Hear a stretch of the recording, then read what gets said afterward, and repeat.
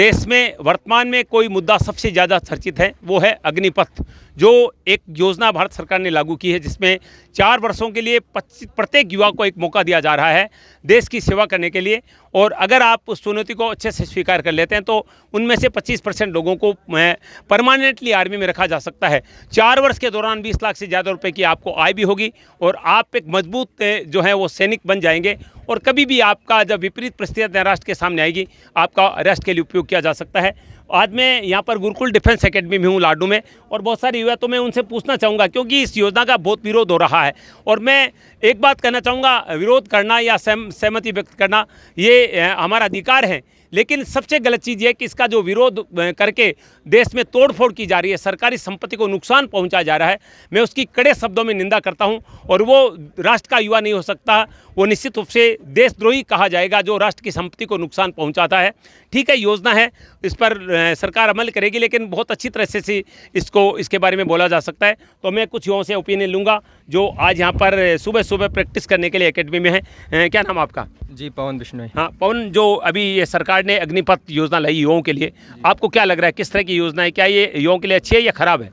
जी, एक योजना लागू होती है, उसके 2 पहलू होते हैं। एक पॉजिटिव पहलू होता है, एक नेगेटिव पहलू होता है। जी। अब आप पर है कि आप किस सोच तरह से आप उसको देख रहे हैं। आप कैसे देखते हैं इसको, बताइए। जी, हम पॉजिटिव वे में देख रहे हैं इसको, क्योंकि हमारी ट्रेनिंग उसी हिसाब से चल रही है कि हम कहीं पर भी नहीं रुकने वाले। अगर 25% में सेलेक्ट होना है तो हम 25% में होके जाएंगे सेलेक्ट आगे। बिल्कुल, क्या बात है। देखिए, ये कॉन्फिडेंस है। अगर आप में आत्मविश्वास है तो आप किसी भी चुनौती को स्वीकार कर सकते हैं और अपनी मंजिल को प्राप्त कर सकते हैं। और यूँ से, आपका क्या नाम है?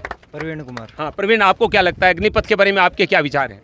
अग्निपथ बहुत अच्छी स्कीम है और सभी को ये भर्ती देखनी चाहिए। बिल्कुल। अच्छा, आपको लगता है कि आप 25% में सेलेक्ट हो जाएंगे? हाँ, हम 25% में सिलेक्ट हो जाएंगे। देखिए, ये कॉन्फिडेंस है, ये मनोबल है, और लोगों से बातचीत करेंगे। आपका क्या नाम है? लालचंद सियोल। हाँ लालचंद, आप क्या कहेंगे अग्निपथ योजना के बारे में, केंद्र सरकार की? इसमें सर, इसमें जैसे कि अभी साथी ने बताया कि इसमें 2 पहलू होते हैं, वो तो ठीक है, लेकिन हर योजना में मतलब ये एक बार युवाओं की योजना है तो इनसे राय लेनी चाहिए, सरकार को सोचना चाहिए थोड़ा बहुत।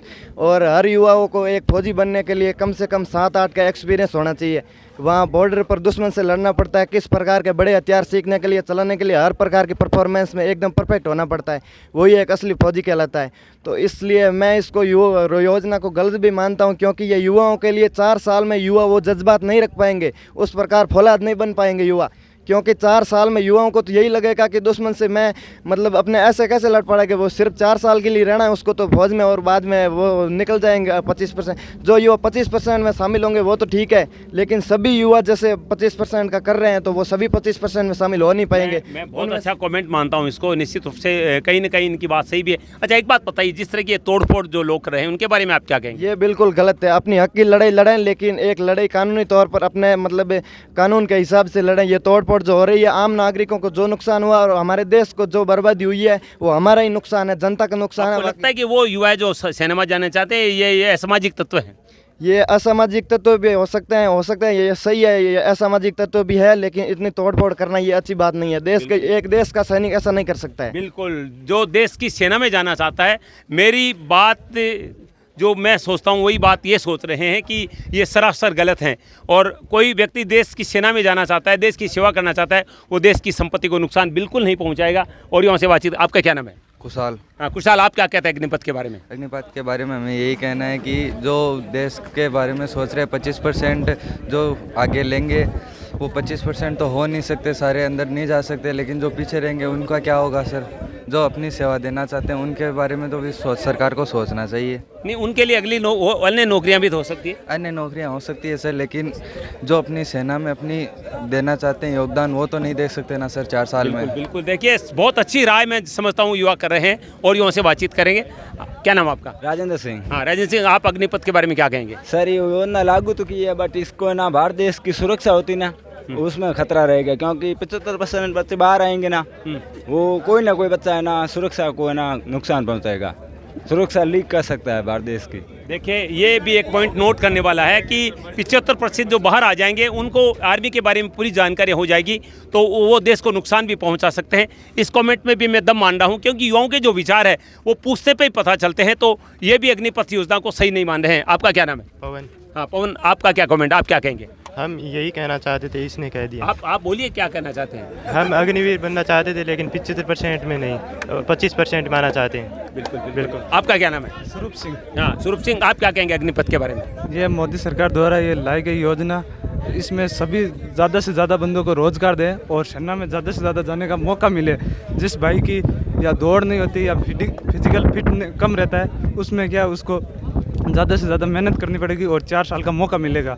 और आगे के अगर बंदे में दम है तो वो 4 साल और करेगा नौकरी, अपनी अच्छी प्रमोशन दिखाएगा तो उसका आगे सिलेक्शन होगा। और 4 साल के बाद आते हैं तो अपन ये नहीं है, सेना में भी हम सेवा दे सकते हैं देश की। अगर और भी सामाजिक कार्य है और भी गौ सेवा है, कुछ भी हो, हम हमारे देश को, हमारी इच्छा हो ना, तो हम देश की कुछ ना कुछ सेवा कर सकते हैं। गुरुकुल डिफेंस एकेडमी के युवाओं को मैं सैल्यूट करता हूं। अलग अलग कमेंट आ रहे हैं लेकिन हर कमेंट में अपने आप में सच्चाई सामने आ रही है। ये कह रहे हैं कि जरूरी नहीं 4 साल की सेवा के बाद आप बाहर आएंगे तो आर्मी में नहीं तो आप अन्य सेवाएं कर सकते हैं। अगर आप में राष्ट्र के प्रति प्रेम है तो आप गौ सेवा कर सकते हैं, सामाजिक सेवा कर सकते हैं, व्यवसायी बन सकते हैं, उद्योगपति बन सकते हैं। तो हर बात में दम नज़र आ रहा है। और आज मैंने इन युवाओं से बातचीत की है जो अपनी अपनी राय दे रहे हैं।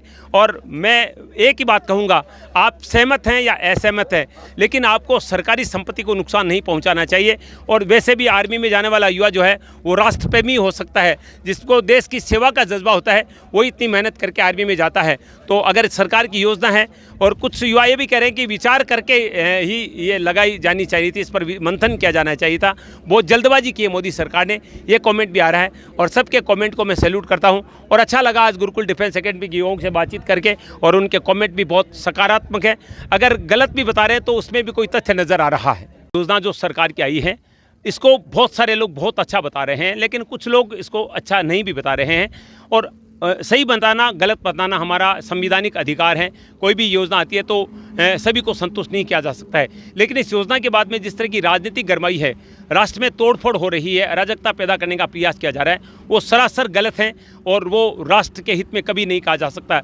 और मेरा तो मानना है कि जो व्यक्ति देश की सेवा करने के लिए तैयारी कर रहा है वो राष्ट्र को नुकसान पहुंचाने का सोच भी नहीं सकता है। आज मैंने यहाँ पर गुरुकुल डिफेंस एकेडमी जो कि लाडनू में है, निम्बी रोड पर, वहाँ पर सुबह सुबह यहाँ पर मैं पहुँचा 5 बजे, तो ये युवा कड़ा परिश्रम कर रहे थे। ऐसा लग रहा था कि अग्निपथ में तो सभी जाना ही चाहते हैं। और इस योजना में आपको पता है कि 4 साल की नौकरी तो सभी युवाओं को 18 वर्ष से ऊपर उनको मिलने ही वाली है, लेकिन 25% युवाओं को स्थायी रूप से भी रखा जाएगा। और अलग अलग ओपिनियन युवाओं की आई, किसी ने सही बताया, किसी ने गलत बताया, और उनका जो सोचने का तरीका वो भी काफ़ी हद तक मुझे सही भी लगा। मैं नरेंद्र चौधरी जी से बातचीत करना चाहूँगा। गुरुकुल डिफेंस एकेडमी के मैनेजिंग डायरेक्टर हैं और मार्कोस कमांडो सेवानिवृत्त हैं आप इंडियन नेवी से। बहुत बहुत स्वागत है नरेंद्र जी। अग्निपथ के बारे में आपकी क्या राय है? आप 150 युवाओं को यहाँ पर ट्रेन कर रहे हैं और हर युवा का सपना है कि हम सेना में जाएँ, और अब सरकार ने एक ऐसी योजना तैयार की जिसमें हर युवा सेना में जा सकता है। सबसे पहले तो सरकार ने बहुत जल्दबाजी में ये स्कीम लॉन्च की है। इसके ऊपर कोई पायलट प्लान नहीं आया और पहले से कोई योजना का इतना प्लान नहीं था, और बच्चों को बहुत ज़्यादा इसमें गुमराह किया गया। जो बच्चे पिछले रैली भर्तियों के अंदर पास हो रखे थे, जो एयरफोर्स के बच्चे थे जिनमें मेडिकल और फिजिकल सब कुछ हो रखा था, जिनको ग्रीन कार्ड मिला हुआ था, उन बच्चों की जॉइनिंग बाकी थी, उन बच्चों को भी गुमराह किया गया। तो कहीं ना कहीं यहाँ पे गवर्नमेंट ऑफ बैकफुट पे, और ये बहुत बड़ी गलती है उनकी। उन बच्चों का जो सपना था वो उनको पूरा करना चाहिए था, उनके एग्ज़ाम है वो पूरे करवाने चाहिए थे। एयरफोर्स का एनरोलमेंट बाकी है पिछले 2 साल से। उन बच्चों को जब पहले भी एयरफोर्स की जो भर्तियाँ हुई है उनमें 1-1 साल का डिले होता था, तो इस बार ये लोग बहाना बना रहे हैं कोरोना का बहाना बना के आप उन बच्चों को गुमराह नहीं कर सकते, उन बच्चों का भविष्य बर्बाद नहीं कर सकते। सबको कोरोना हुआ है, नहीं हुआ है, आप उनका मेडिकल कीजिए भाई। एक सडन टाइम के बाद में वैसे भी जब बाहर से बच्चा जाता है, उनकी जॉइनिंग आती है, जॉइनिंग होने के बाद में एक बार अंदर मेडिकल किया जाता है, वो प्रोसीजर आप फॉलो कीजिए। फिर ऐसे कौन परफेक्ट है कौन नहीं, ये आप कैसे डिसाइड कर रहे हैं? और जो फ़ौज के अंदर ऑलरेडी सर्विस कर रहे हैं, क्या उनको कोरोना नहीं हुआ है? फिर इस हिसाब से तो आप उनको भी निकाल के बाहर फेंक दीजिए, उनको कोरोना और क्या है। तो वो बच्चों को आपने डायरेक्टली कैसे अनफिट घोषित कर दिया कि वो बच्चे कोरोना की वजह से अनफिट है, इसलिए हम ये भर्ती पूरी कैंसिल कर रहे हैं। उन बच्चों का भविष्य का क्या होगा? वो बच्चे पिछले 2 साल से अपना जो माइंड सेट किए बैठे हैं कि भाई हमारी जॉइनिंग आने वाली है और हमें अभी जॉइनिंग करना है, एयरफोर्स के स्पेशली जो बच्चे हैं और जो बच्चे रैली भर्तियों के अंदर पास हो रखे हैं। और मैं ये मानता हूँ कि अगर कोई भी नेता अगर ऐसा डिसीजन ले रहा है, कोई फोर्स का आदमी बोल रहा है, तो अभी फोर्स को तो उन्होंने आगे कर दिया, गवर्नमेंट उसके पीछे है, बैकअप उनको दे रही है कि आप बोलिए। और वो पूरे फोर्स में दबाव में उनके बोल रहे हैं, क्योंकि गवर्नमेंट फुल पावर में है। और मैं ये मानता हूँ कि जो बच्चा आर्मी की ट्रेनिंग कर रहा है, मॉर्निंग सुबह 4 बजे से उठ के वो रनिंग कर रहा है, तो यहाँ पे आइए, आप ग्राउंड में दौड़िए और तब अपने आप को पता चलेगा कि ये कितनी ज़्यादा हार्ड है और कितना इसमें परिश्रम करना पड़ता है। हार्ड और परिश्रम की बात नहीं करें, योजना की बात करें, और अधिकतर जो सेवानिवृत्त बड़े अधिकारी हैं वो इसका समर्थन भी करें। नहीं, समर्थन वही लोग कर रहे हैं जो गवर्नमेंट के जो अधीन है। जैसे इसमें गवर्नमेंट वाला सिस्टम चल रहा है ज़्यादातर बीजेपी और कांग्रेस वाला। राजनीति, आप कहेंगे राजनीति? हाँ, राजनीति चल रही है और राजनीति के चक्कर में ना पड़े, उन जो बच्चों का भविष्य है वो उसको बर्बाद ना करें। राजनीति के चक्कर में वो बच्चों का भविष्य बर्बाद हो जाएगा। मैं मानता हूँ कि मैं स्पेशल फोर्स का हूँ और मुझे पता है कि वहाँ पे ट्रेनिंग लेवल क्या होनी चाहिए। आप 6 महीने के अंदर अंदर वो परफेक्ट उनको फौजी नहीं बना पाओगे जो रेगुलर उस टीम के साथ में रहता है, टीम के साथ में वर्कआउट करता है। वहाँ पे जो बड्डी सिस्टम होता है, मतलब एक दूसरे की जान एक दूसरे के अंदर अटकी रहती है कि आपका जो फेस है इस तरफ है और दूसरा बड्डी का फेस इस तरफ है, तो दुश्मन की गोली पीछे से आपको ना लगे, उसकी श्योरिटी और गारंटी और भरोसा वो साथ वाले बड्डी को होता है। वो तभी होता है जब वो लगातार साथ में ट्रेनिंग करते हैं, लगातार साथ में यूनिटों में रहते हैं, एक दूसरे से जान रहते हैं, मतलब भाइयों से बढ़कर उनके अंदर प्यार होता है और एक दूसरे के भरोसा होता है। और ऑपरेशनली जो काबिलियत उनके अंदर होती है वो ग्राउंड में लगातार टिके रहने से एक्सपीरियंस उनका आता है। मुझे एक बहुत अच्छा पॉइंट एक छात्र ने कहा, उन्होंने कहा कि 4 साल जो ट्रेनिंग करेंगे, सेना में काम करके 75% वापस आ जाएंगे, उससे देश को खतरा भी रहेगा। इस पॉइंट को आप कितना सही मानते हैं? क्योंकि कहीं ना कहीं सही भी आर्मी में जाकर आप इतनी बड़ी संख्या में वो वापस आएंगे तो इनको भ्रमित भी किया जा सकता है, उनको पद से विचलित भी किया जा सकता है। हाँ, ये बिल्कुल सही बात है, क्योंकि अगर आप पीछे के ऐसे कुछ उठा के देखोगे कि बहुत सारे बंदे अपने हनी ट्रैप में फंसे हैं।